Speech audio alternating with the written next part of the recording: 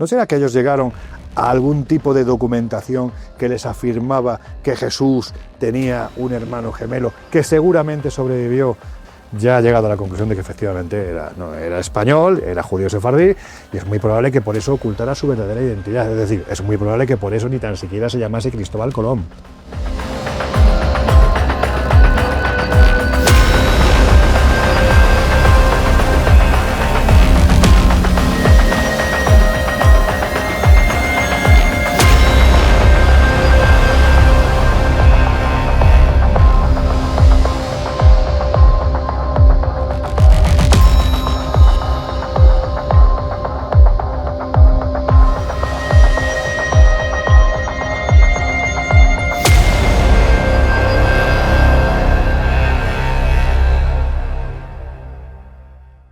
Hola, bienvenidos a todos a este rinconcito especial de conversaciones donde nos reunimos con amigos. Eso es la suerte que tengo, ¿no? De que tengo amigos muy importantes, muy sabios, que saben mucho y conversamos con ellos. Hoy estamos conversando con Lorenzo Fernández. Bienvenido, Lorenzo. Pues muy bien hallado, querido Miquel. Gracias por estar aquí, Lorenzo. Es un gusto estar aquí en tu compañía, Miquel. Lorenzo es director de la revista Año Cero, es escritor, es investigador, periodista, estás en el Colegio Invisible, pero también dirigiendo el Colegio Invisible Televisión. En Mega, efectivamente. En Mega. ¿Cómo ha ido eso? ¿Ha ido bien? Porque acaba de terminar hace poco, sí. 15 capítulos, que lo pueden seguir viendo aún, ¿no? Sí, se puede ver a través de... Hay una plataforma que se llama A3Player, a3player.com, donde bueno, pues está toda la primera temporada completa. Y contentos, la verdad. Siempre hemos intentado hacer un formato pues que ahora quizás cuesta menos que antes. El objetivo siempre ha sido que la gente se tome en serio estos temas, ¿no? Claro. Y creo que en ese sentido lo hemos conseguido, así que nada, preparando también ya la segunda temporada. Buenísimo, esa no me la voy a perder. Pseudociencia no somos. No, yo creo que no. Yo creo que el que diga que somos pseudociencia tiene un problema bastante serio de desconocimiento y de ignorancia. Pero bueno, oye, la ignorancia es difícil de combatir. Pero claro, cuando tú tienes a una persona que no está abierta a la idea de estar abierta y ya antes de mostrarle nada ya está cerrada, bueno, eso es un gran sesgo y es difícil. Eso se llama prejuicio. Sí. Prejuicio, apriorismo. Por desgracia, vuelvo a repetirte, yo siempre he pensado que la gente desinformada, los necios, por desgracia son abundantes y además lo peor de todo es que son crueles, ¿no? Entonces, digamos que nosotros durante mucho tiempo, ahora ya no, pero durante mucho tiempo hemos sido carne de cañón de este tipo de gente por el mero hecho de estar trabajando en medios de comunicación y de divulgar unos temas que, bueno, pues a ciertas personas les resultaban molestas. Hoy ya no, y te digo por qué, Miquel, porque ya si ves plataformas digitales, por ejemplo, ¿no? iVoox, Apple Podcast, Google Podcast, las televisiones, hoy en día siempre te vas a encontrar este tipo de temáticas en el top 10 de lo más escuchado a nivel, o de lo más visto a nivel general, no temático. Claro, con lo cual, bueno, ese estigma ya lo hemos quitado. Claro, no es ya tan de nicho como no, claro, antes. Claro. O ese nicho ha crecido tanto que la gente demanda, la gente tiene un interés, hay que darle a la gente lo que la gente quiere. Ya tú cuando empezaste hace unos poquitos años, ya unos cuantos, en el periodismo de misterio, ¿cómo fue? Difícil, porque tienes que pensar... No hay ningún antecedente, ¿no? No, nada. En mi familia no ha habido... Es que hablaba de eso con nuestro amigo Juan Jesús Vallejo, hace unos meses en Colombia, en su casa, y me decía eso, ¿no? Lo difícil que fue y tal, claro. y como que no existía, y me imagino que para ti fue también similar. Muy parecido además, porque Juan G., que es una persona a la que le tengo un cariño tremendo, es, como diría el gran actor español José Luis López Vázquez, es más que un amigo, un hermano. La verdad es que es alguien con el que me puedo identificar bastante, porque los dos somos andaluces, los dos somos de unas provincias que no son las más conocidas, en el caso de él sí es Granada, pero bueno, al fin y al cabo ni él ni yo teníamos antecedentes familiares. Ya no te hablo de periodistas, de gente a la que este tipo de temáticas tan raras les interesara, ¿no? Yo además tenía el hándicap de que nací en un pueblo de 8.000 habitantes, dedicado al olivo. Es decir, estás en Jaén, con lo cual todo el mundo, prácticamente todo el mundo, trabaja en El Olivo y de repente coge el niño y dice no solo que quiere ser periodista, sino que se quiere dedicar a unos temas tan raros. Pues te puedes imaginar, mi padre en ese momento yo creo que lo que vio fue al Quijote yendo de cabeza hacia los molinos de viento, ¿no? Porque claro, ¿te viniste a estudiar a Madrid Sí. o dónde fue? ¿No? Sí, yo con 11, 12 años me vine a estudiar a Madrid con, vamos, la certeza absoluta en mi cabeza de que quería estudiar periodismo para poder desarrollar los temas que me habían apasionado gracias a la presencia de un señor con mucha barba que aparecía en la televisión española, la segunda cadena en blanco y negro, que se llamaba Fernando Jiménez del Oso. Sí, sabes que yo vengo de un pueblito de 6.000 habitantes, cruzando el río, que ya están como unidos, está el otro pueblo de 10.000 habitantes, y yo de niño, que tenía experiencias, no las entendía, no teníamos acceso al internet, como ahora en los años 80, me iba a ese otro pueblo del otro lado del río, a la biblioteca, a leer libros como los libros de Jiménez del Oso, intentando comprender algo. Buscar una explicación a lo que te pasaba, claro. Claro, porque yo la única referencia que tenía era Poltergeist y el... Que no es la mejor. Bueno, ya, ¿para qué?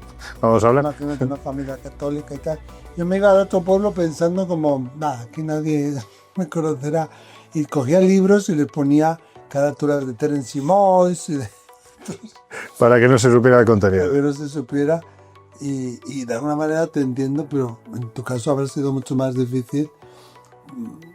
Un poco porque los tiempos también eran más... Eran difíciles, ¿no? pero sí te puedo decir que, a ver, sí es cierto que yo apenas llegar a Madrid, un par de años después de haber llegado, pues tuve la fortuna de encontrarme con alguien que respiraba el mismo aire que yo. Es decir, que vibraba en la misma sintonía, ¿no? Que le gustaban los mismos temas. Y claro, eso fue una retroalimentación de muchísimos años, ¿no?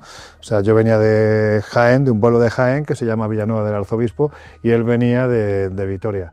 Y coincidimos en el mismo instituto, los dos con la misma pasión.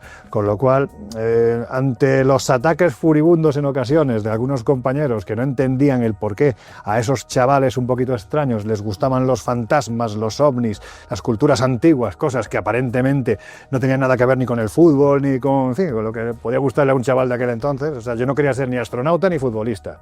Yo quería dedicarme a la divulgación de los temas extraños. Imagínate qué raro era aquello. Bombero. Ni bombero tampoco. Entonces, te puedes imaginar, ¿no? El encontrar a alguien como tú, que en este caso, en fin, es sobradamente conocido, Iker Jiménez, pues fue una bendición, una bendición. Sí, yo a Iker Jiménez, fíjate, lo escuchaba primero los viernes a la noche en Radio Euskadi. Sí, Y luego pasó a Localia.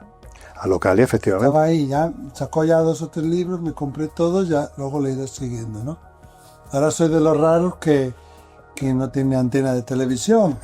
Hace unos años que estaba Bush Vivirás más años, ya te lo digo yo, que es saludable. Bush de presidente.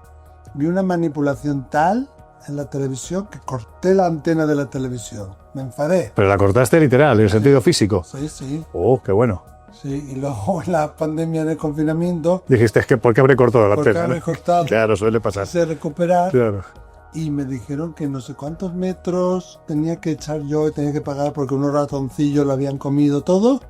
Dije, va, pues me quedo con como estoy. También te digo una cosa, tú en cierto modo, a ver, lógicamente en un evento tan catastrófico y tan global como es la pandemia de COVID, hombre, hay que estar informado, pero sí es verdad que, como suele ocurrir en el mundo actual, la sobresaturación de contenido, oye, es que llegó a provocar, bueno, en fin, tú eres psicólogo, es decir, es que provocó muchas enfermedades mentales de gente que en principio no debían de estar expuestos a eso, ¿no? Y fíjate, yo conozco a un médico que trabaja en la sanidad pública que me dijo, no te haces a la idea, Miquel, de los ansiolíticos que Claro. hemos recetado durante el confinamiento. Y yo le pregunté, ¿te parece eso normal? Claro. En vez de recetar ansiolíticos, ¿por qué no le damos, yo qué sé, que haga yoga, que haga ejercicios de respiración, que haga mindfulness? Claro. No, quitarme el síntoma rápido, no, pero yo quito el síntoma, pero lo que hay debajo no hay. Yo entiendo que... Es que eso es pseudociencia. Ya. Es lo de siempre. Entrar, Es lo de siempre, sí, es que es lo de Yo siempre. entiendo que en el primer momento tengo que aliviar a la persona, pero después tengo que implementar, ¿no? El otro día hablábamos con Vega y su marido Miguel, que se les murió un hijo por suicidio. Uf. Y se quejaban un poco de eso, ¿no? Que de las cifras del suicidio no se habla, no se muestran porque hay miedo de tener efecto contagio. Sí. Sin embargo, la pandemia y otras catástrofes, a tiempo real, Sí, claro. están poniendo los números. Vas viendo cómo va subiendo la columna con hoy hemos tenido 850 muertos, hoy ha habido 900, hoy ha habido 1000. Joder. ¿Qué efecto contagio? Claro. ¿Qué ansiedad? Claro. Por eso digo, ¿te parece normal? Porque algunas cosas sí y otras no. Bueno, Ya sabes que en periodismo siempre se dice lo mismo. De hecho, yo creo que es la frase que te enseñan nada más entrar en la facultad. Y es que una buena noticia no es noticia. Bueno, pues estamos los locos, como tú, como yo y como tantos otros, que nos empeñamos en que las buenas noticias sí sean noticia. claro. ¿Y cuál fue tu primera buena noticia, tu primer trabajo? Mi primer trabajo con 16 años, antes de empezar la carrera, porque además teníamos la obsesión de que si no empezábamos antes a ejercer ya la profesión, luego la competencia podía ser brutal, ¿no? Claro. Y con 16 años empezamos haciendo un programa de radio en un pueblo de Madrid que se llama Torres de la Alameda, está pegadito a Alcalá de Henares. Y claro, con 16 años te puedes imaginar que no teníamos carnet de conducir, con lo cual nos íbamos. Iker se quedaba en mi casa los sábados por la noche. Escuchábamos una serie en Radio Nacional de España que era fabulosa, era de ficción, que se llamaba Miedo, que estaba de gran José Antonio Valverde. ¡Buah, qué pasada! Con todo el cuadro de actores de Radio Nacional de España. O sea, imagínate, bueno, una maravilla. Hay alguno que otro por ahí, se pueden encontrar todavía en iVoox y en sitios así, te los recomiendo porque son brutales.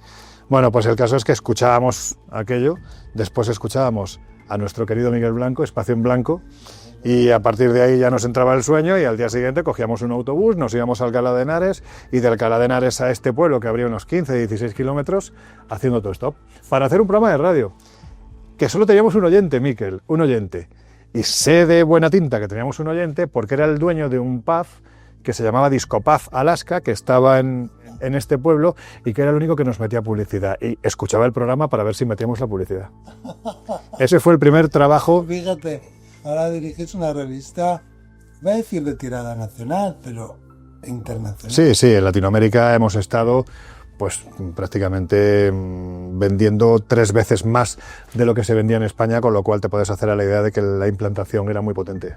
Y ahora, ¿hacia dónde va el periodismo de investigación? ¿Qué temas estáis ahora, están más en boga o estáis tratando más? Mira, yo creo que todo lo que tiene que ver con... Si estuviera aquí Josep Guijarro, que sé que si no ha estado va a estar. Vendrá a conversarnos con... Josep te diría que posiblemente todo lo que tiene que ver con la posibilidad de que se produzca un contacto ya con vidas extraplanetarias, con inteligencias extraplanetarias, cada vez parece más cercano, ¿no?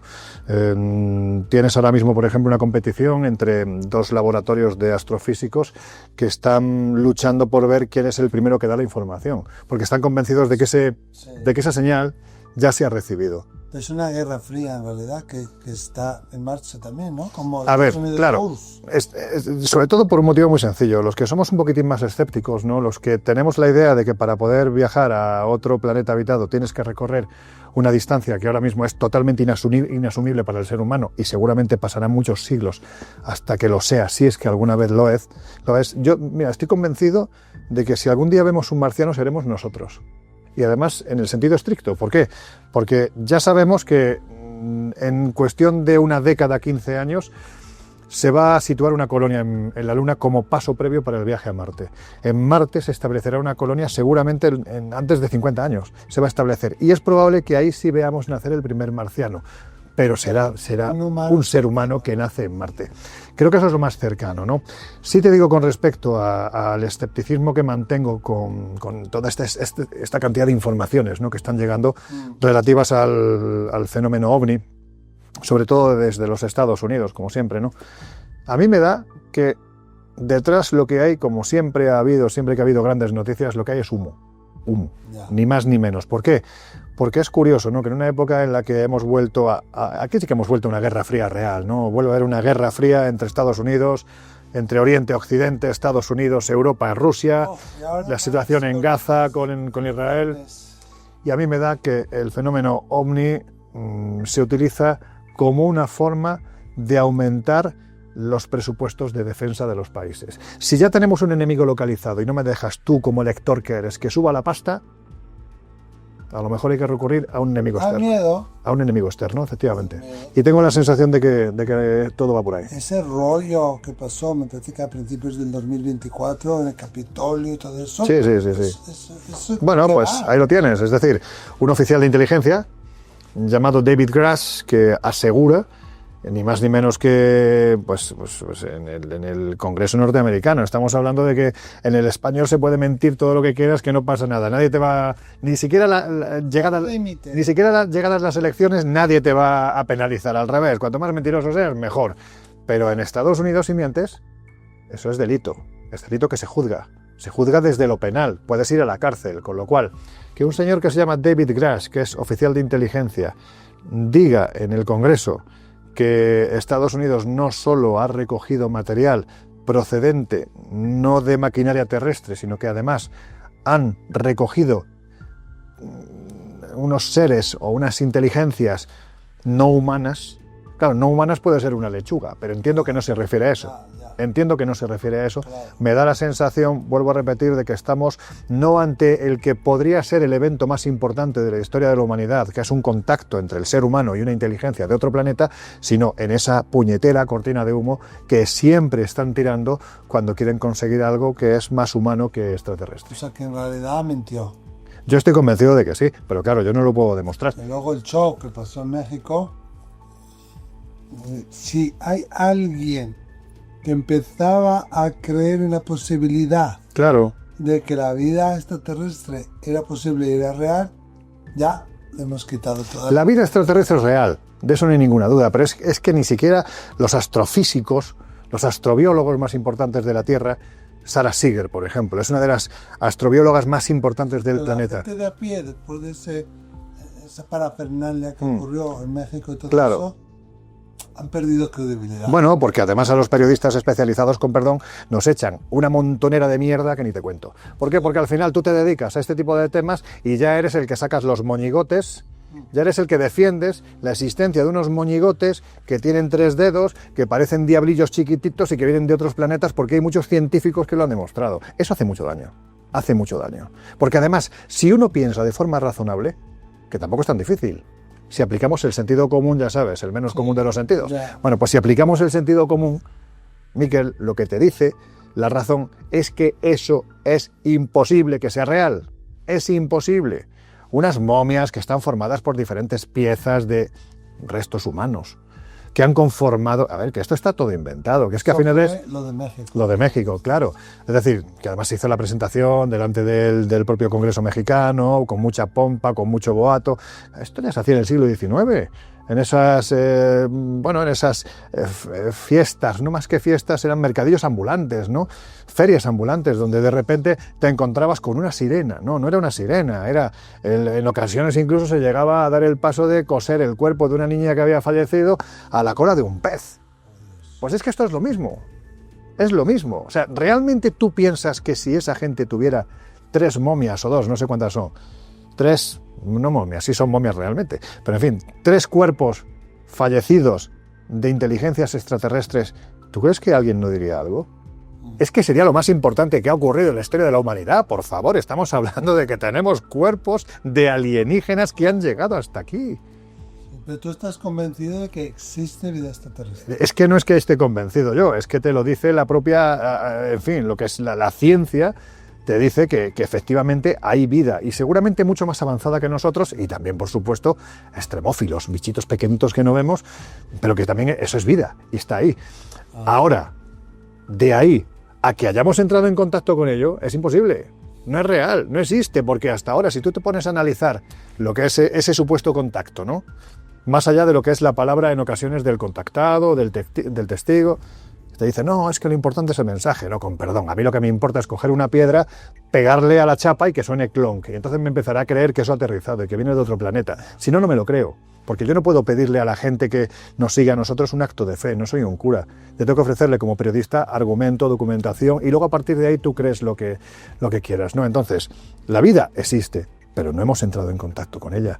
Si tenemos que basarnos en 4 luces que se ven en los cielos, o en Bueno, es que generalmente es eso. Tú sí piensas que se dará. Yo creo que sí. Por lo menos tengo la esperanza de que se dé. Tengo la esperanza. A mí me da miedo, fíjate. Sí, sí, claro. Claro. Me da miedo y eso como dijo Stephen Hawking. Sí, claro, claro. Dejad de llamarlos. Sí, sí, sí, sí. Dejad de llamarlos que no sabemos lo que va a venir. Lo dijo Stephen Hawking, lo dijo Simon Conway Morris, astrofísico de la Universidad de Harvard. Cuidado, hay que crear protocolos que lo mismo no vienen en plan amigable. Lo dijo Lord Martin Rees, el astrofísico de la Casa Real Británica. Cuidado, no llamemos, que como vengan a lo mejor tenemos que decirles venid más tarde. Claro. Nosotros no sabemos. Bueno, más información seguro que tienen. Más información, tenlo clarísimo, Miquel. Nosotros no tenemos ni un 0,1% de lo que realmente se sabe. Ahora, ¿se sabe que hay planetas habitados? Yo creo que sí. O sea, es decir, es que la propia astrobiología te está descubriendo lo que se llama la biofirma en planetas, exoplanetas ya descubiertos, donde hay una serie de gases que solo se pueden producir si se combinan otros gases. Y esos otros gases solo se pueden producir si hay vida ahí abajo. Y esto, lo que es la biofirma, que es como se llama, ¿no?, dentro de la astrobiología, ya te está diciendo que existe. Claro que existe. Y a lo mejor estamos hablando de un bicharraco enorme que vive en ese planeta, o unos bichos enormes como pudieron ser los dinosaurios, o a lo mejor de seres de luz que ya están mucho más evolucionados. El problema es que no tenemos forma humana de saberlo. Forma humana. Extraterrestre, vete a saber. Desde luego, desde la forma humana no podemos saberlo. Claro, están tan lejos, ¿no?, que ahora Claro. no hemos podido crear, hacer ese contacto. Es que no se puede hacer. Es que no se puede hacer. Es que la sonda Viking, que se lanza en los años 70, hace apenas 3-4 años que salió del sistema solar. Quiero decirte, ¿cómo vas a recorrer una distancia de 4,5 años luz? ¿Te imaginas? Esos son 4 años y medio a la velocidad de la luz. Es imposible. Es imposible, no hay medios técnicos. La tecnología humana, por mucho que haya avanzado, no tiene todavía disposición de conseguir un logro de esas características. Sí, a mí me da miedo cuando les llamamos y pedimos que vengan. Me da miedo. ¿A quién estamos llamando realmente? ¿Estamos llamando a una inteligencia extraterrestre o estamos llamando a un anhelo nuestro? Estamos llamando a algo que queremos que se produzca. Como en Interestelar. Somos Por nosotros. ejemplo. Bueno, a ver, ahí sí. Tengo esta teoría de que los extraterrestres somos nosotros, que vinimos aquí, que estuvimos en Egipto, que estuvimos en Machu Picchu, que estuvimos en Lhasa. Y mira, que dejamos unas semillitas, que nosotros somos los descendientes muy diluidos de esas semillitas. A mí esa tesis, que es muy compartida, entre otros, pues por el citado anteriormente Josep Guijarro, él ya sabes que ha escrito un libro Una sensación, de pues. tema de alienígenas ancestrales y demás, yo creo que ahí lo que le estamos quitando es importancia al ser humano del pasado. El ser humano del pasado no era una cosa grotesca que vivía en una cueva, que solo salía para reproducirse y para cazar. No, el ser humano del pasado hacía cosas que nosotros no somos capaces.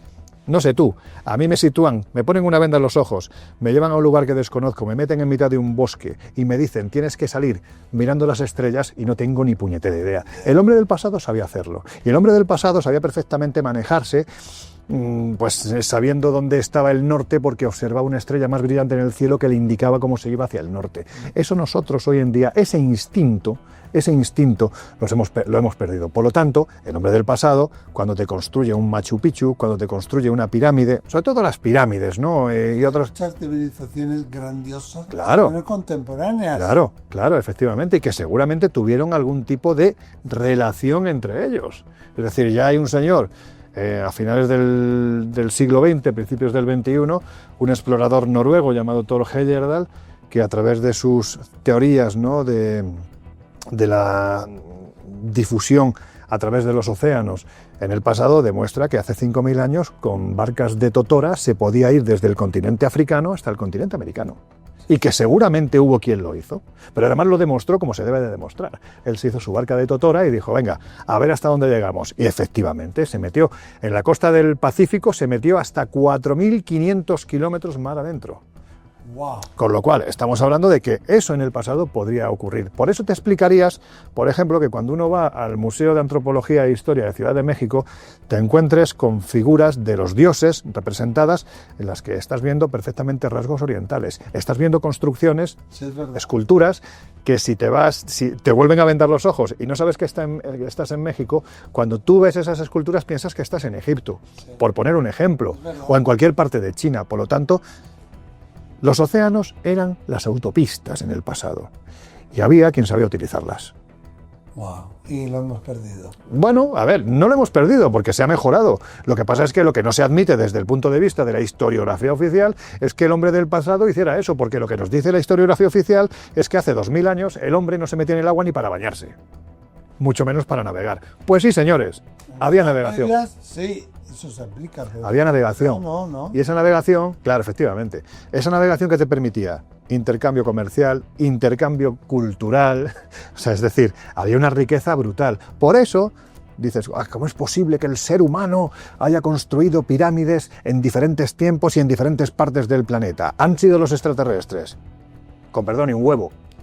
Ya. El ser humano en el pasado intercambiaba Eso comunicación. explicaría por qué hay pirámides en lugares distintos. Evidentemente. Y las pirámides que hay aún sin descubrir. porque hay Exactamente. muchas bajo tierra. Lo que no te explica es por qué, el porqué de la forma piramidal. Eso no te lo explica. Pero sí que eso hubo un tiempo en el que se asoció a un templo funerario y hubo quien quiso tener el suyo. Esto es como, si recuerdas, en España hace unos años, de repente hubo a quien le dio por construir edificios, bueno, más o menos especiales, ¿no?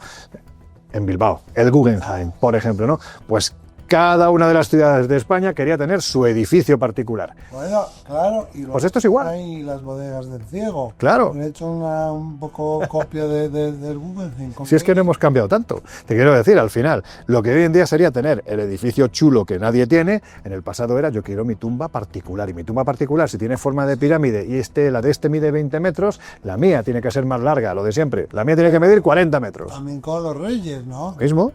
Felipe II construía algo más grande que el rey de Francia, que, ¿sabes? Y Luis XIV pues hace Versalles y todo. Yo soy más grande que nadie. Efectivamente. El rey Efectivamente. O sea, en el caso de Felipe II, pues fíjate, un señor que llegó a conformar un imperio en el que no se ponía el sol, pues imagínate de lo que estamos hablando. Y aún así, dentro de lo que cabe, aunque esto hoy en día decirlo puede parecer políticamente incorrecto, porque ya sabes que como empieces a defender a unos o a otros, te dicen que eres un facha o eres un rojo, en fin, la polarización en la que vivimos. Pero Felipe II realmente, al igual que su padre, fue un rey poderosísimo, pero austero. Austero para lo que eran los reyes, que los que vinieron después, quiero decirte, es que después de los... Hay un poco de debate, porque yo diría austero para Castilla, para España. Yo pienso, ¿no?, que todo iba para Flandes, para allá. Toda la riqueza iba para Bueno, para Flandes. pero es que date cuenta que eso era España también, en aquel tiempo. Por lo tanto, además ahí había una guerra abierta entre religiones. Por un lado los católicos, por otro lado los protestantes. Ahí tenía una china en el zapato Felipe II extraordinaria, que se llevaba gran parte de lo que venía, entre otros lugares de América, ¿no?, de las riquezas, porque había que financiar esas guerras. Era un imperio que estaba constantemente en guerra, siempre tenías algún frente abierto, y las guerras son carísimas. Pero es cierto que tú comparas lo que era la forma de ser o de vivir de los Austrias, que eran gente piadosa, bueno, los Austrias de aquel tiempo, porque lo que llegan después son una banda de degenerados, ¿no? Pero una vez que llegan los Borbones, es que lo que te hacen los Borbones es crear su pequeña Versalles. Si quienes nos están viendo no conocen el Palacio de la Granja y los jardines del Palacio de la Granja en Segovia, van a entender cuando lo vean, a través de San Google, por ejemplo, van a entender por qué le llaman la pequeña Versalles. Y eso es lo que hicieron los que vinieron después, que ya no eran tan austeros. ¡Wow! ¡Qué interesante!, ¿no? ¿Y cuál sería el secreto mejor guardado de un periodista de investigación?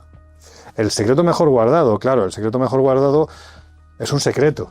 Quiero decir, un secreto no se debe de desvelar nunca, porque al fin y al cabo estás traicionando esa... Sí, Voy a cambiar la pregunta. ¿Tú cuándo vas? La confidencia. Mira, una confidencia es como un secretillo pequeñín, ¿no? Eso de que nunca se desvela la fuente.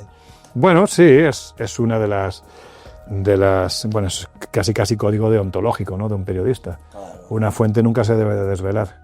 No, pero lo mío es mucho más mundano. Una confidencia. Bueno, Es mucho más mundano. Yo tengo una manía muy fea, Miquel, muy fea, muy fea. Lo reconozco además. ¿sí? Sí, muy fea. Y es que cuando viajo por el mundo, si veo algo que está muy mal cuidado y pienso que en mi casa va a estar mejor cuidado, Lo coges. me lo llevo. Ya. Ya sé que no está No te da problemas en los aeropuertos. en alguna ocasión, pero pocas, Sí, pocas. Sí, te hablo de situaciones, bueno, pues que evidentemente la persona que se hacía cargo de esa cuestión, bueno, pues lo tenía muy abandonado aquello, ¿no? Hombre, es una pena que algo así, pues, ostras. Joder, tú siempre estás viajando, te llevan ahí. Tengo muchas cosas. Ahora vas a Jordania. Mira, Sí, más lejos venir. en estos viajes, ¿qué buscas? ¿Qué encuentras? Pues mira, a veces es tan solo una pregunta.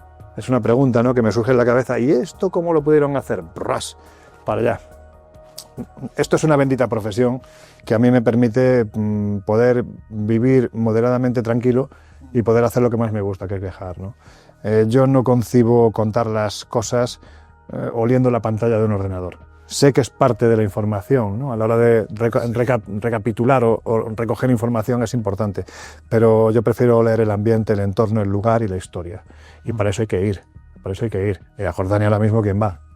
Nadie, para ver pasar los misiles de Irán por encima en dirección a Israel, pero creo que es un buen momento para ir allí, para ir con tranquilidad, porque en circunstancias normales lo que yo quiero ver no podría verlo con tranquilidad. ¿Qué vas a ver allí? Pues un descubrimiento que se ha hecho hace apenas un mes y medio, no era ni un mes y medio.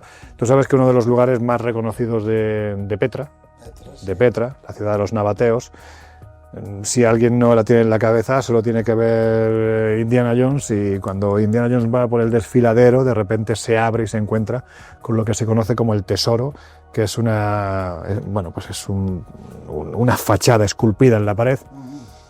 Durante muchísimo tiempo, en lo alto de esa pared había una forma de piña, ¿no?, que hay quien pensaba que era una olla, y bueno, hasta le dispararon menos dinamita, le hicieron de todo, porque pensaban que si aquel lugar se llamaba el tesoro es porque el tesoro estaba dentro de aquel recipiente. Y no está, evidentemente era una pieza sólida, ¿no?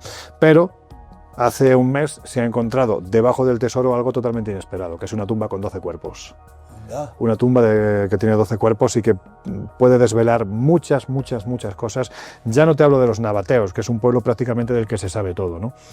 Pero sí seguramente de los anteriores habitantes de esa zona, que a mí particularmente es algo que me interesa mucho. Te iba a preguntar, ¿sabemos quiénes son esos 12 cuerpos? Aún no. Todavía no se sabe, hasta que no se hagan los análisis de ADN, se sepa la antigüedad, porque si te dicen, no, es que esto tiene 1500 años, pues ya sabemos que evidentemente pertenece a la cultura que construyó aquello.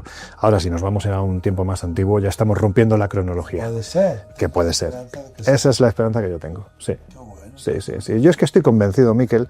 Yo sé que es una paranoia y una locura, porque además, pues, es difícil de demostrar, salvo que vayas cogiendo diferentes eslabones y los vayas juntando. Pero yo estoy convencido de que no somos la primera humanidad.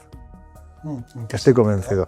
Bueno, pues que hay un momento en el que, pues tú imagínate, hace unos años hay un tsunami extraordinario en todo lo que es la costa de Indonesia. Sí. 200 y pico mil personas fallecidas, una barbaridad. Y claro, tú imagínate que un evento de esas características, pero a lo bestia, muy a lo bestia, se produce en el pasado, que prácticamente casi borra el recuerdo de una civilización que había en el planeta. Eso se llama Younger Dryas, es decir, Younger Dryas. Hace 14.000 años. Sí. Hace 14.000 años se produce lo que se llama... Estamos hablando de la edad de hielo, ¿no? Exactamente, es lo que se llama la pequeña edad de hielo. La pequeña edad de hielo, porque entre el 20.000 y el 10.000 antes de Cristo, el planeta se vuelve a congelar. Y esto provoca que evidentemente haya mucho éxodo, ¿no?, sobre todo de pueblos que estaban ubicados en la costa, se intentan ir tierra adentro, pero llega un momento en que muchos de ellos fenecen, porque claro, es que la tierra prácticamente se congela, ¿no? Y esto evidentemente lo que haría es que civilizaciones que podían habitar en ese mundo anterior fueran barridas de un plumazo. ¿Dónde podríamos encontrar algún argumento que nos pudiese validar esta idea? Pues por ejemplo los mitos. Para mí los mitos son fundamentales a la hora de entender que el hombre del pasado, para poder contarle la historia y que la entendiese, tenías que adornarla. Entonces, si te pones a escarbar... Historias, además, en la historia oral. Si te pones a escarbar en la génesis del mito, llegas al estrato que dio origen al mismo. Tenemos mitos como el de la Atlántida, por ejemplo. Una subida brutal de las aguas, de repente, o una lluvia descomunal. Bueno, esa subida brutal de las aguas, ¿por qué puede venir? Pues, por ejemplo, por el deshielo de ese Younger Dryas, ¿no? A partir de ahí suben las aguas y todo lo que son poblaciones costeras, que es donde está el alimento, porque es donde la gente pesca. En el caso del sur de España, por ejemplo, el estrecho de Gibraltar es un paso de atunes brutal. Los pueblos se ubicaban allí porque ahí tenían la comida. Estaría congelado también. Claro, entonces al ir descongelándose, lo que hace es que sube el agua y provoca pues que muchos pueblos acaben desapareciendo y que no quede más recuerdo que, por ejemplo, mira, hay un sitio que a mí me encanta. Hace no más de 35 años, 35 o 40 años, un señor llamado Haikiro Aratake, en lo que es el archipiélago de Okinawa, en Japón, está buceando, estaba pescando y de repente se da cuenta de que a 12, 14 metros hay una estructura que dice, jolines, es que esto es muy parecido a lo que tenemos aquí arriba. Llega un señor de la Universidad de Ryū, un geólogo, también en Japón, que se llama Masaki Kimura, y dice, no, esto no son corrientes marinas, esto se ha hecho. Esto ha habido alguien que ha estado ahí y se descubre lo que se conoce como el monumento Yonaguni. El monumento Yonaguni está debajo del agua y es una estructura perfectamente antrópica. Ves escaleras, ves puertas, ves lo que podrían ser perfectamente altares que se utilizaron en un tiempo pretérito, pero para que eso fuera modelado tienes que irte al momento en el que eso estaba emergido, no sumergido. Claro. Y eso se puede calcular. Entonces, el agua no estaba ahí. Exactamente. Cuando eso estaba al sol, te tienes que ir al 12.000, 14.000 antes de Cristo. Por lo tanto, ahí ya había una civilización que poblaba ese lugar. Es decir, es que para encontrar las primeras civilizaciones humanas asentadas y estructuradas te tienes que ir a Mesopotamia. Yonaguni es 8.000 años antes que todo esto. Por lo tanto, en ese tiempo anterior ya había poblaciones, seguramente muy avanzadas, que se dedicaban a, bueno, pues a dejarnos vestigios, posiblemente en la forma de estructuras como la de Yonaguni. ¿Y querían dejar esos vestigios como algún tipo de mensaje para...? No, es que ellos vivían ahí. Ellos vivían ahí. Mira, hace poquito, hace un par de meses más o menos, he vuelto del suroeste de Turquía. Me he quedado a 40 kilómetros de Siria, para que te hagas la idea, ¿no? De hecho, hemos estado en el corazón del Kurdistán, ¿no? Y hemos estado en el que es el considerado templo más antiguo de la historia de la humanidad, que es Göbekli Tepe. Sí. Y nos hemos acercado también a Karahan Tepe. Es decir, para que quienes nos están viendo se hagan una idea, esto es como si... Es brutal. Para que se hagan una idea, es como si tú de repente coges Stonehenge, el conjunto megalítico que hay en Inglaterra, esas piedras colocadas con otras en forma vertical, ¿no? Y horizontal, y de repente la ubicas en esta zona de la Mesopotamia, pero con 8.000 años más. Claro, es que me da la risa. Mucho más grande. Pero ¿quién construía? O sea, ¿quién construía un santuario con un talento extraordinario, con unas figuras, unos animales, algunos de ellos desconocidos? ¿Quién construía eso hace 14.000 años? Es que 8.000 más que Stonehenge. Bueno, y estamos hablando 8.000 más que Stonehenge y estamos hablando 7.000 más que la pirámide de Keops. Es que estamos hablando de una auténtica locura. Y lo más loco, Miquel, es que los que estuvieron utilizando este lugar durante 1.500 años, no se sabe si como un conjunto templario, es decir, un lugar que era un templo, un santuario en el que se veneraban a ciertos dioses, mucho tiempo antes de que la historia nos diga que eso pasaba, es decir, esto es mucho más anterior a lo que la historia oficial nos dice. Lo que se sabe es que 1.500 años después de haber sido construido, es tapado. No es que se caiga por un terremoto. Es tapado. Es que lo cubren. Si tú cubres algo es porque estás pensando en volver para desenterrarlo. Y si lo cubres es porque tienes miedo a alguien que está viniendo y te puede hacer mucho daño. Y lo tapas para que no te lo destrocen.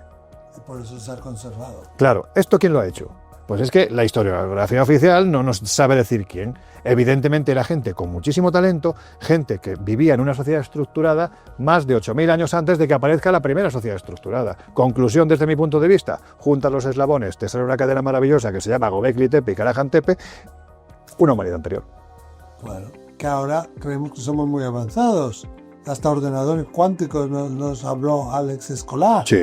Pero no lo somos tanto. No, pero vamos a ver, avanzado es el que sabe mucho. Alex Escolar es un tío muy avanzado porque es un científico de primer nivel y además un tío valiente, que se atreve a meterse, a enfangarse donde otros científicos no lo hacen, ¿no?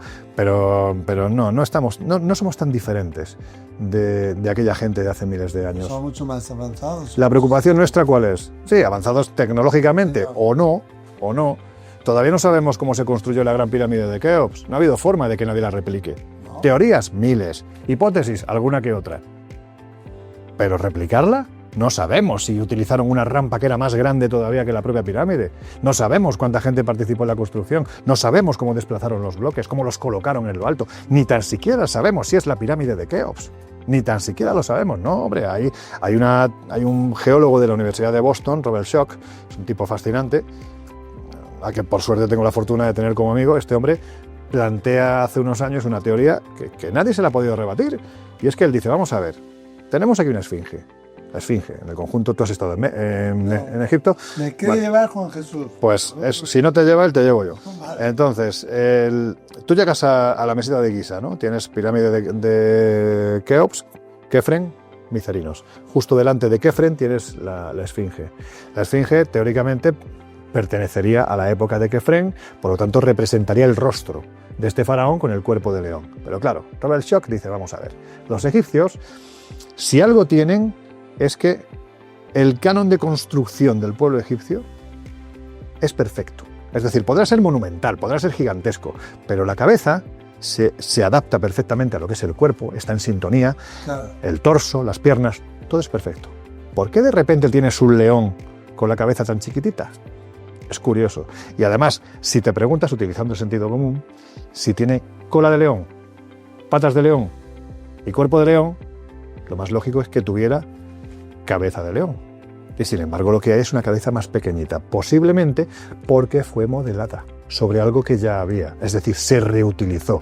¿Y qué es lo que hace Robert Schoch? Dice, vamos a ver, la esfinge es una construcción que se ha realizado empezando por el foso, es decir, era una montaña natural que se ha ido excavando y se ha ido modelando. Es un poco lo que dijo Miguel Ángel del David cuando le dijeron, por Dios, Miguel Ángel, qué maravilla. Dice, no, yo me he limitado a quitar lo que sobraba. Bueno, pues en el caso de la esfinge es una cosa parecida. Se limitaron a quitar lo que sobraba.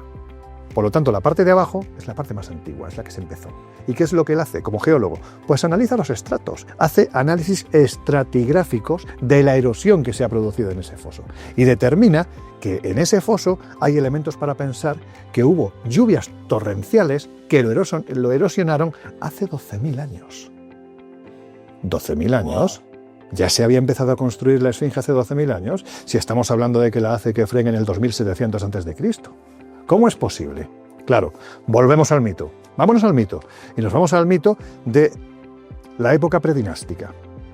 Cuando se habla de que hay una serie de reyes, de hecho eso lo tienes representado, hay un templo maravilloso que es el templo de Seti I en Abidos, tienes lo que llaman la sala de los ancestros, ¿no? En una de las paredes aparece Seti I con su hijo Ramsés II mirando todos los cartuchos con los nombres de los faraones que ha habido hasta la llegada de Seti I. Hay, no sé si son 100 y pico, una cosa así. No aparecen, evidentemente, el de la faraona Hatshepsut, ni tampoco el de los faraones herejes, Akenatón y su hijo Tutankamón, ¿no?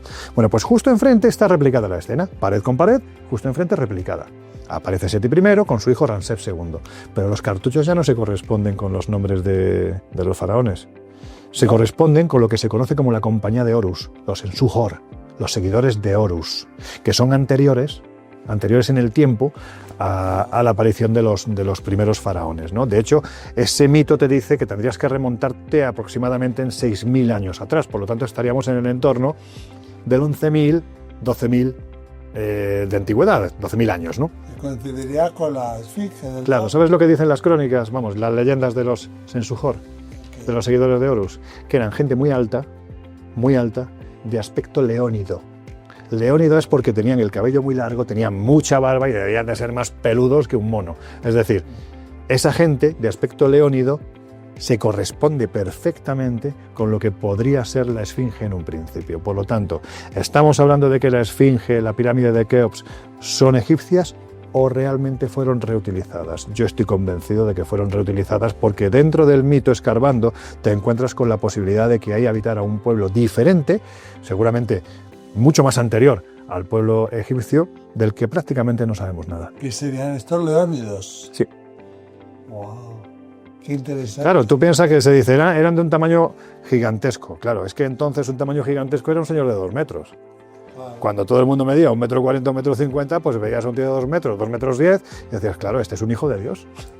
Un señor tan alto.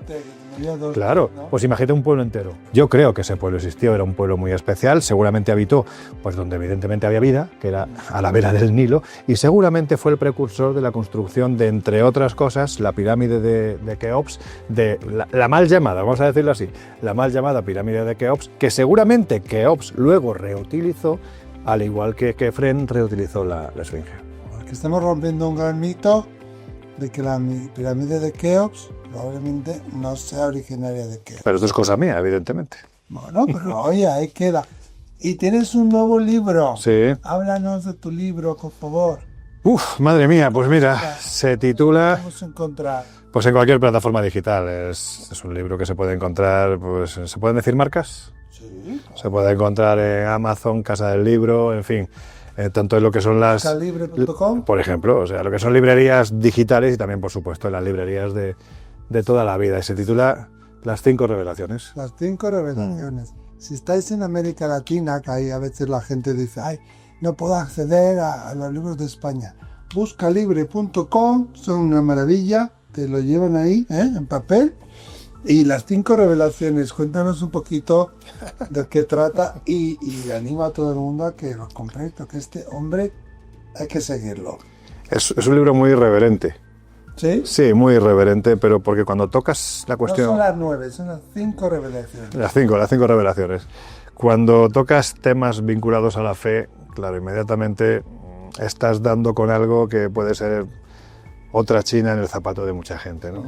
Es un libro que, fíjate, son muchos miles de kilómetros los que hay detrás de él, 25 años para hacerlo, que se dice pronto, son 25 años. La vida. Empecé en el 99 y ya llegado el 2023 dije, venga, ya tengo toda la documentación porque me hacía falta ir a muchos sitios, a muchísimos sitios. Este libro me ha llevado, he tenido la posibilidad de viajar en muchísimas ocasiones a Israel, de ver los santos lugares, a Jordania, a Egipto, a Pakistán, a Cachemira, a la India. Ha sido un recorrido prácticamente por una parte muy importante del planeta en la que yo creo que la huella de Jesús de Nazaret estaba presente. Pero no Jesús, el Hijo de Dios, sino Jesús, el que a mí me interesa, que es el humano. Porque ¿Cómo lo ves tú? ¿Lo ves como profeta? ¿Cómo lo ves? Bueno, lo primero es que lo veo, lo primero que tenía que verlo era precisamente así, tenía que verlo. Tenía que ver si realmente existió. Porque esa es la primera pregunta que tenemos que formularnos, ¿no? A nivel historiográfico vamos a dejar a los autores cristianos, tanto a los evangelistas como a los que realizan las cartas de los apóstoles, y vamos a meternos con los historiadores. Pues, por ejemplo, el judío Flavio Josefo. Es la primera referencia que hay a Jesús, pero es una referencia que se hace entre el 93 y el 95 después de Cristo, con lo cual si ha existido, ya lleva 70 años que nadie ha dicho ni pío de él. Y luego el siguiente es el historiador romano Tácito. Ya nos tenemos que meter en el siglo II, que ahí sí habla ya de un tal Cristo, en fin, ya sí va haciendo más referencia a esa faceta crística, ¿no? de Jesús. Pero hay muy poquitas referencias, por lo tanto, cuando te pones a buscar, tienes que hacer un pequeño ejercicio de fe, ¿no? Y a mí ese ejercicio de fe, que lo he intentado dejar a un lado en muchas ocasiones, me ha llevado a plantearme muchas preguntas.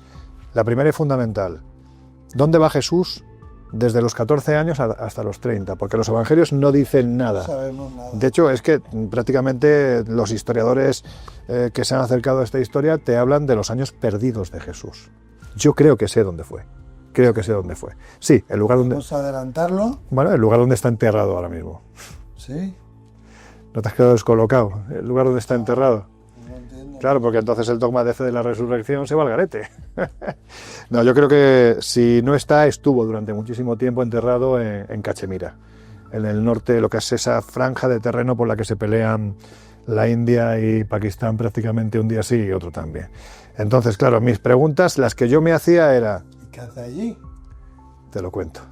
Mira, las preguntas que yo me hacía, Miquel, era, en primer lugar, la imagen divinizada de Jesús surge a partir del 325 después de Cristo. Hasta entonces era un ser humano normal y corriente, y además no había que revestirlo de superhéroe. Era un señor que sufrió, si sufrió lo que realmente sufrió, o sea, pensemos lo que fue la pasión.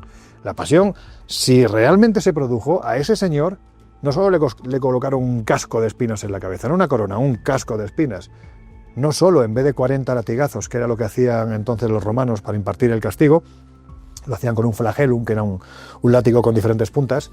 Bueno, pues en el caso de Jesús no solo le dieron 40, que era lo que marcaba la ley, le dieron el doble, le dieron 80. Y además... Ese flagelo te abre toda la carne. Pero es que además en las puntas, quitaron las bolitas de metal que tenía y colocaron trozos de hueso para que cuando golpeara desgarrara.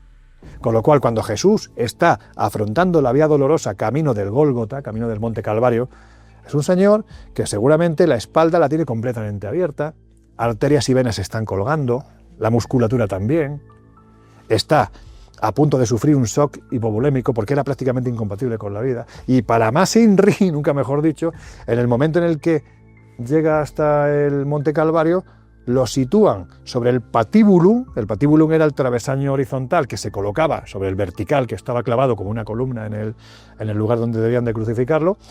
Bueno, pues le colocan sobre el patíbulum y con clavos de 17 centímetros y 4 caras le atraviesan la muñeca por el nervio mediano. Le estallan el nervio mediano. O sea, el dolor tan terrible que tuvo que sufrir esa persona tuvo que ser brutal. O sea, no es necesario, ¿no? Bueno, en ese momento es cuando ya medio más allá que acá, es cuando pronuncia la célebre frase Elí, Elí, lama sabachthani, Padre, Padre, ¿por qué me has abandonado? Y a partir de ahí, pues lo que nos dicen las Escrituras es que fallece. Pero lo que te quiero decir con esto es que alguien que si realmente sufre ese martirio por los pecados de los demás, jolines, no lo revistamos de superhéroe, no le quitemos la humanidad que tiene, no lo convirtamos en el Hijo de Dios, en un ser divino, porque realmente si fue humano, sufrió muchísimo. Y a mí eso me hacía preguntarme, claro, si esto se le han pasado por el forro y les importa un huevo el que fuera humano o no fuera humano, pues me imagino que hay otras preguntas que yo me hago que también seguramente las han intentado tapar. Por ejemplo, ¿Jesús tenía hermanos? Porque si tenía hermanos y hay una serie de escritos dentro de los apócrifos que nos dicen que era el tercero de los hermanos, ¿qué pasa con la virginidad de María? Claro. Esto es lo primero. Luego, ¿qué problema había en que seguramente aquellos que iban con él, los apóstoles, qué problema había en que fueran hermanos, en que fueran primos hermanos o en que hubiera mujeres? Porque si tú lees el que está considerado el quinto evangelio, dentro de los apócrifos que se encuentran en el año 45-46 del siglo pasado en el desierto de Nag Hammadi, está el evangelio de Felipe, también conocido como documento Q, que ya le llaman el quinto evangelio. Bueno, pues aquí, por ejemplo, se habla de María Magdalena como la consorte, como la compañera, a la que besaba en la boca. Es cierto que el ósculo de pureza era algo muy habitual por aquel entonces, entre hombres y mujeres, no pasaba nada, pero es cierto, no es menos cierto, que a María Magdalena la llamaban apóstola apostolorum, es decir, la apóstol de los apóstoles. Por lo tanto, era la más importante. Y a esa mujer se la quitan de en medio. Llega el concilio de Nicea, prostituta, hay que eliminar a la mujer. El culto a la mujer es algo prehistórico, ahora ya no, ahora es el machirulo, es el hombre, la fuerza del varón, ¿no? Bueno, pues en este caso yo me hacía todas esas preguntas.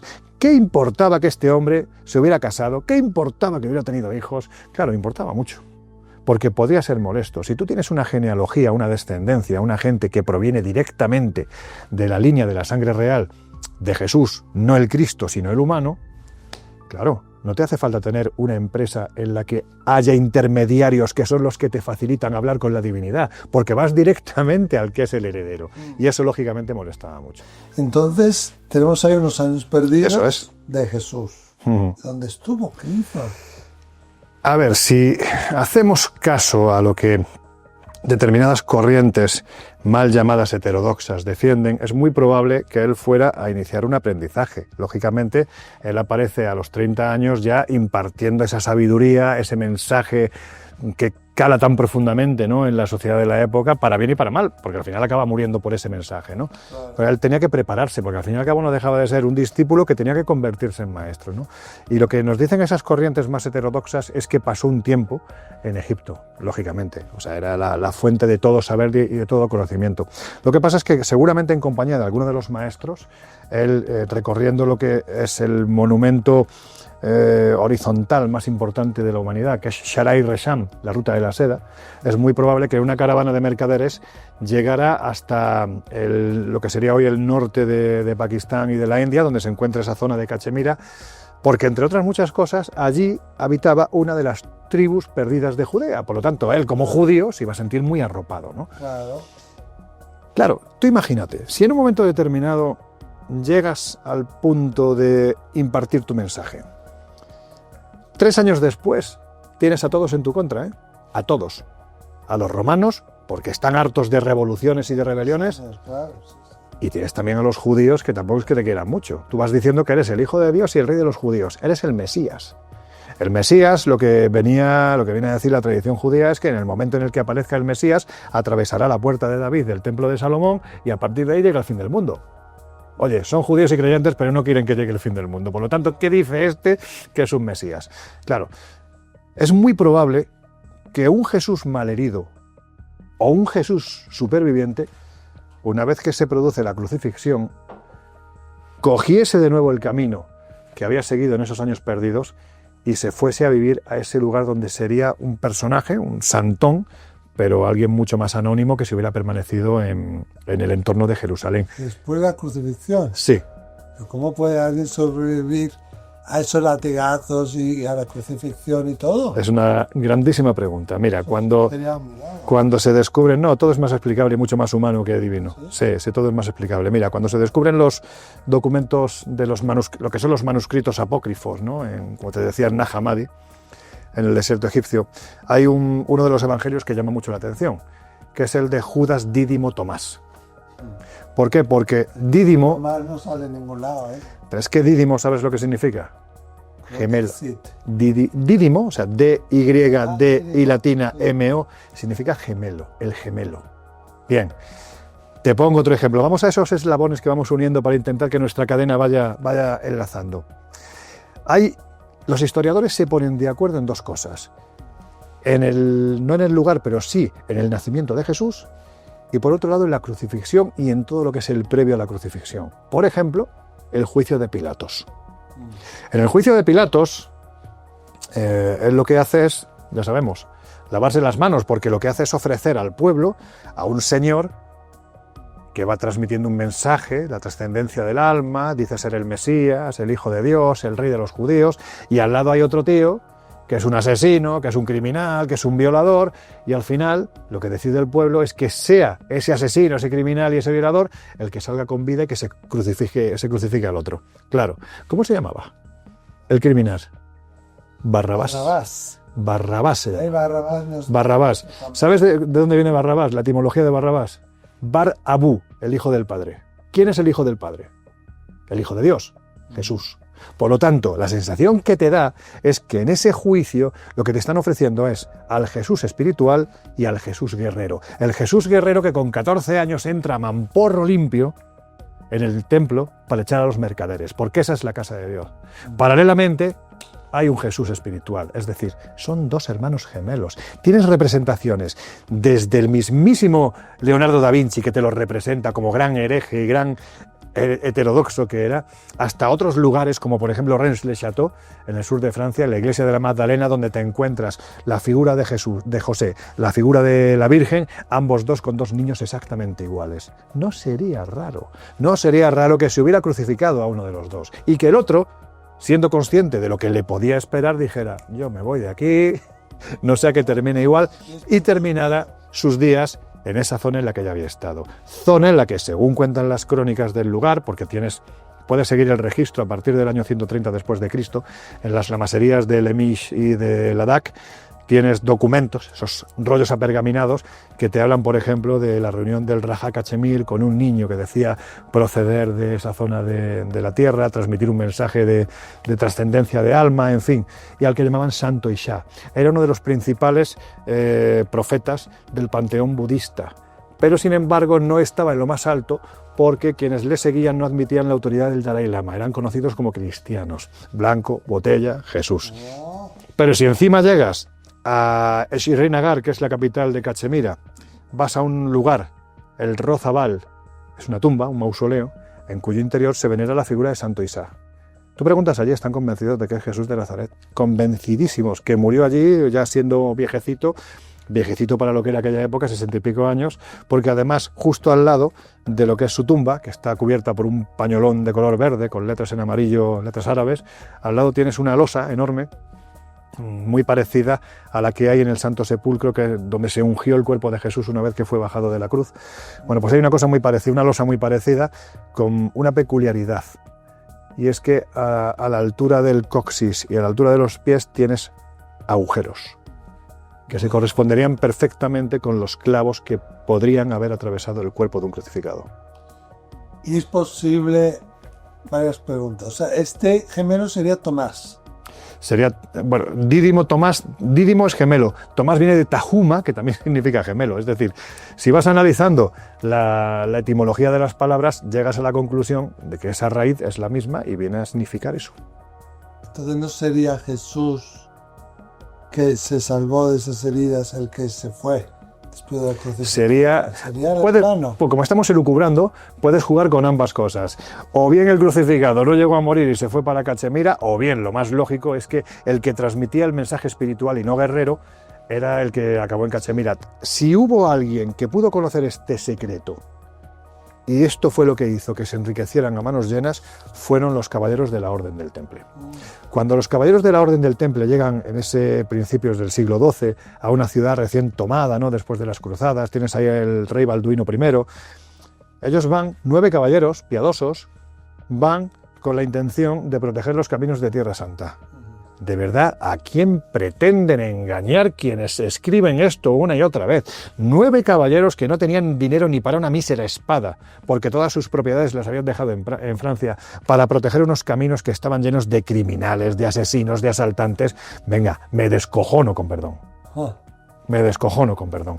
Esa gente iba buscando algo que sabían que estaba donde los colocaron, porque Balduino les dijo: oye, si queréis venirnos a mi palacio, no, somos pobres y queremos irnos a un sitio acorde a nuestro voto de pobreza. Pues venga, a las caballerizas del templo de Salomón. Y esto se ha repetido por activa y por pasiva. Lo que pasa es que lo que no se dice es que las caballerizas en su momento no eran las caballerizas, fueron utilizadas como tales, pero entonces eran las galerías que recorrían todo el monte Moria, donde se ubicaba el templo de Salomón.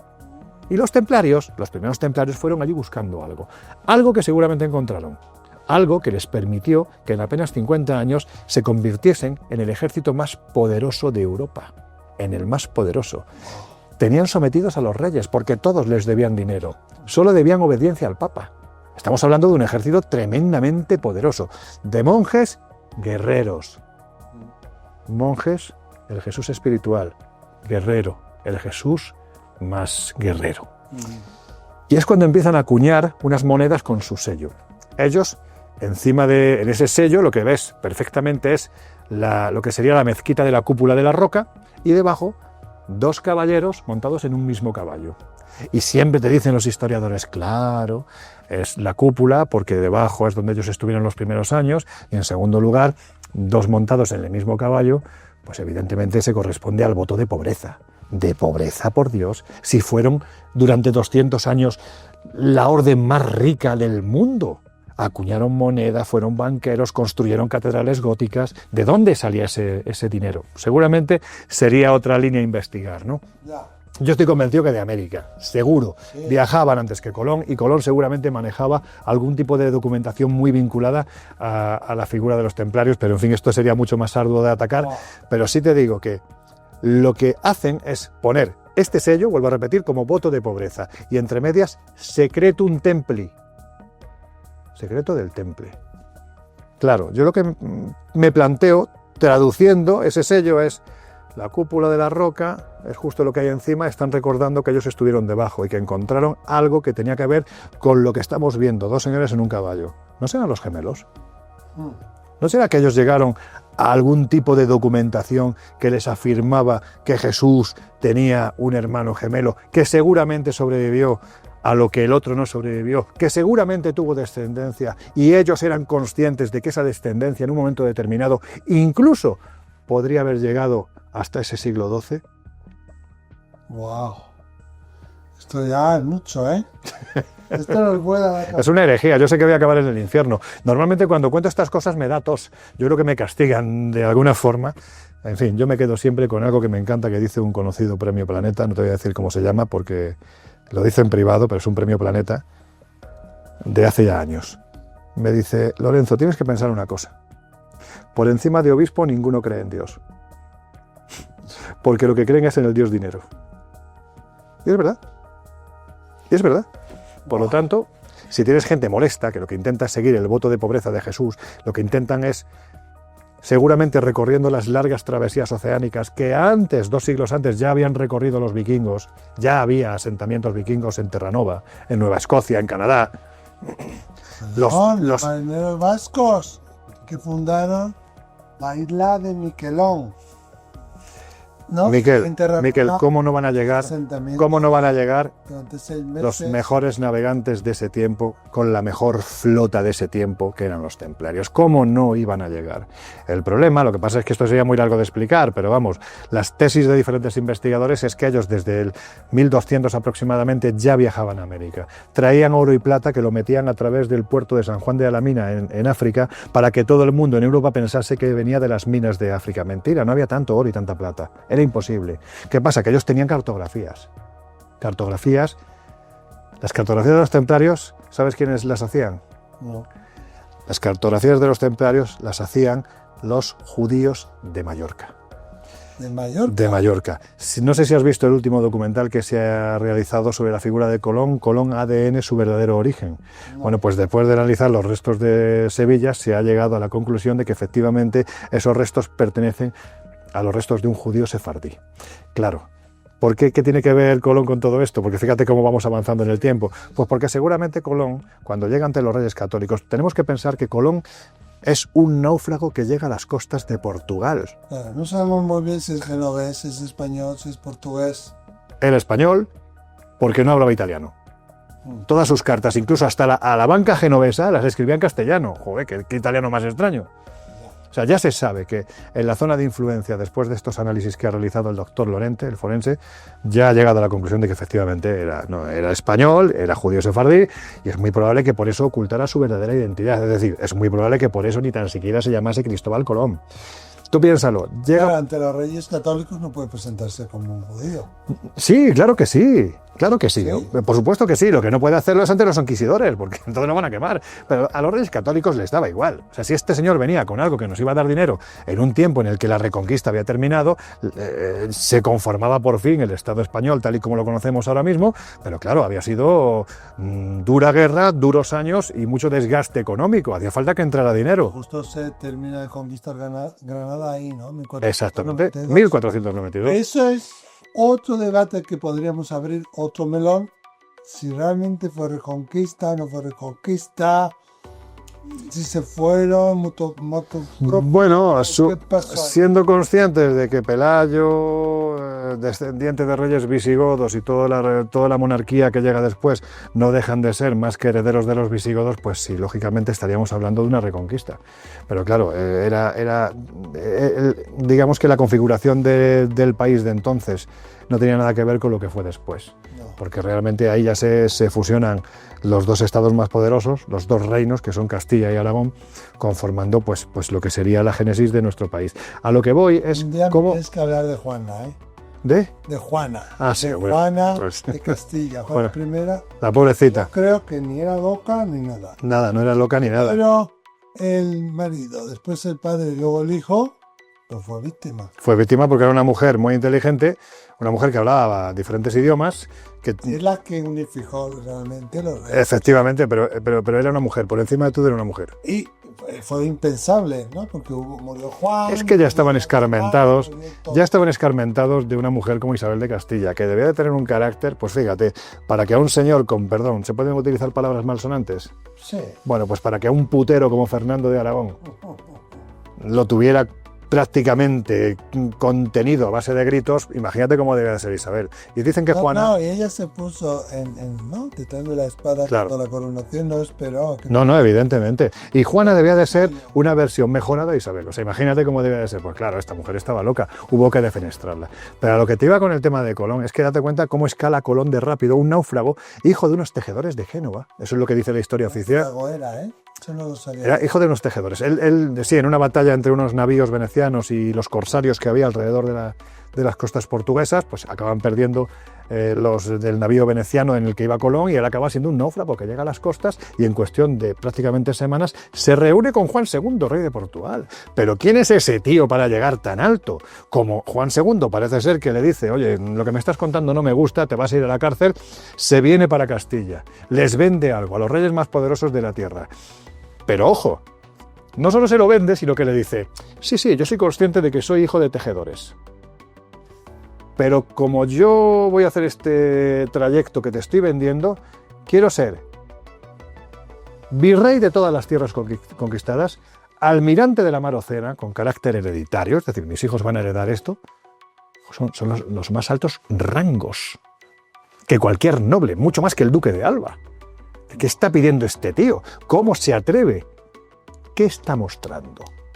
Pues lo que está mostrando seguramente tiene mucho que ver con esos mapas que hacían los judíos. Estoy convencido de que lo que les enseñó fue un mapa que mostraba un nuevo mundo.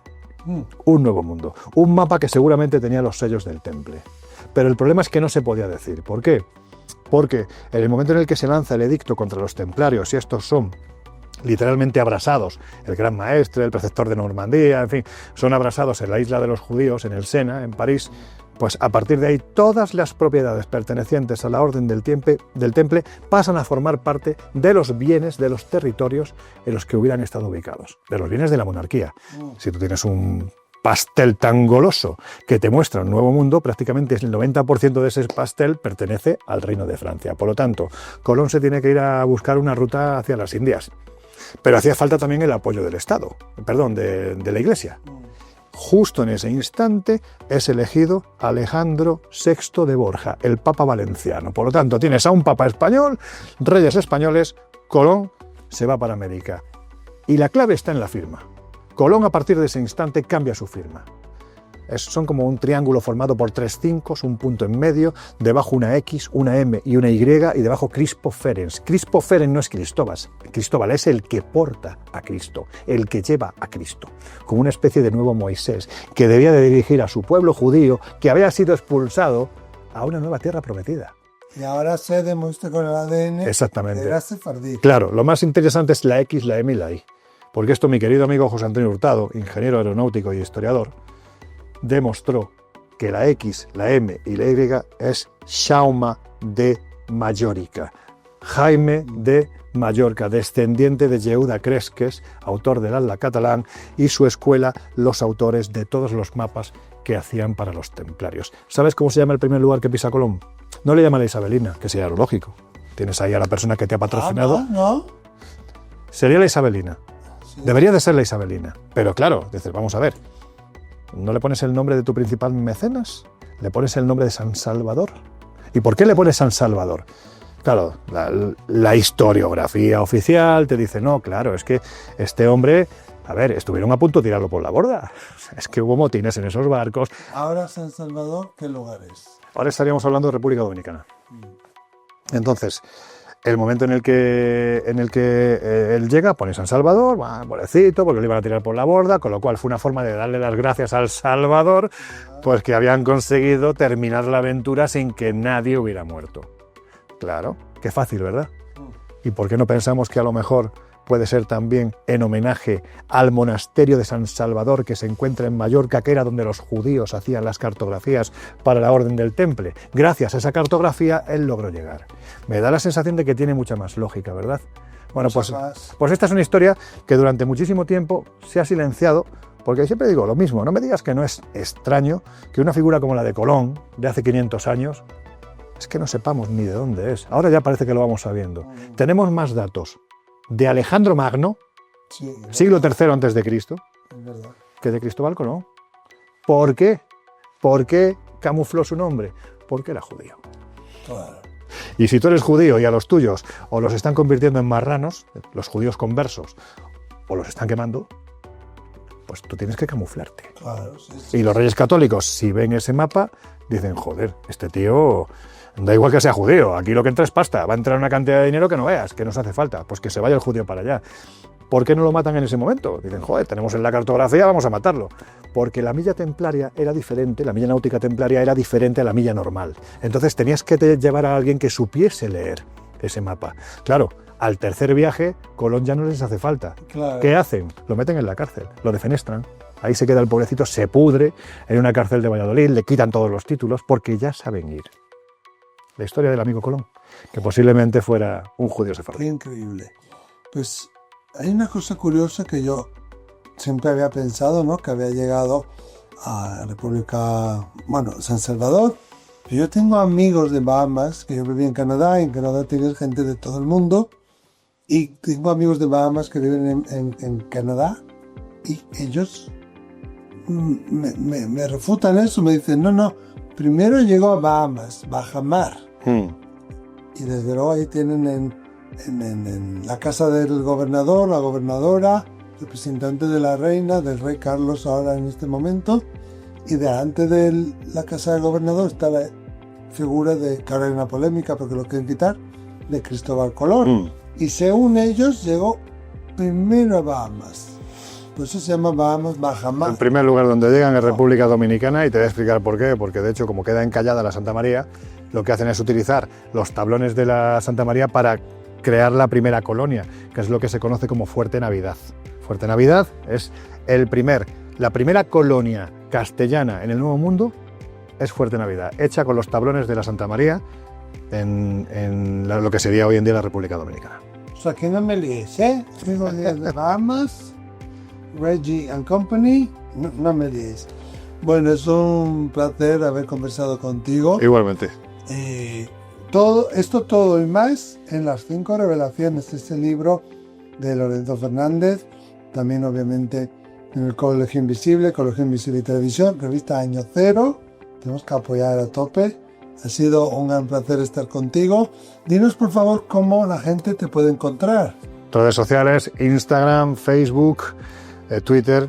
Con tu nombre. Lorenzo Fernández Bueno, así de fácil, con que pongan el nombre les aparecerá y si les apetece pues también estamos haciendo este proyecto que a mí me encanta, que es el Colegio Invisible, que se emite en una cadena nacional en España, Onda Cero. A través de plataformas digitales pueden encontrar los perfiles en Facebook y en diferentes redes sociales, pero también en plataformas digitales pueden encontrar este programa en el que intentamos sobre todo irnos mucho de viaje y llevarnos a la gente con nosotros, por lo menos a través del audio, ¿no?